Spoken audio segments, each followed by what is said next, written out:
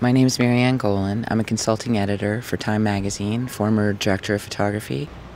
There's been a big change in the photo industry in the last few years. I mean, primarily from technology, but also there's been a change in the way people deliver their pictures, how they show their pictures. And I always tell young photographers that you shouldn't send your pictures, a huge batch of your photographs, into a private email mailbox, because everyone should know that there's a maximum size. And if you're sending to a photo editor who has, 100 or 1,000 other photographers whose work they want to have seen, they are having to clean out their mailbox way more often than they should if you're filling it up with JPEGs.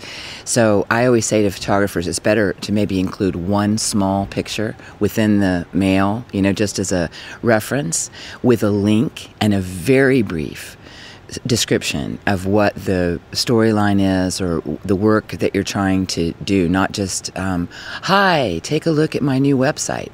I've updated my site. But to say, I'm interested in specific things. The more specific you are to the client, be it Time magazine or any other magazine, the more likely you're going to get the attention of a photography editor. I think that in general, photographers show too much. I think that they need to try to be their own best editor first and to present their vision, their idea. Because now more than ever in the industry, people, especially experienced photo editors like myself, are not looking to see repetition of things that they've seen before.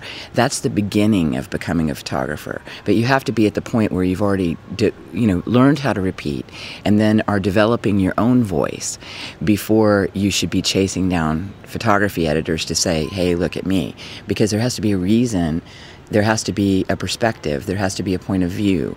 Time magazine is an international news weekly, and as such has a print publication that's coming out once a week, but also has a daily 24/7 news cycle on time.com.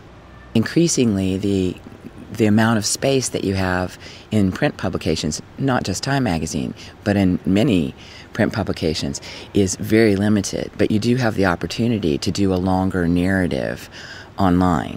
And people say oftentimes, well, you don't publish this stuff, and we do publish. There's different ways to publish. And also as an editor, you're looking for a photographer's ability to do a narrative, to be able to tell a story, and then you have to pull a single image to put in the magazine, but then you can do a narrative online.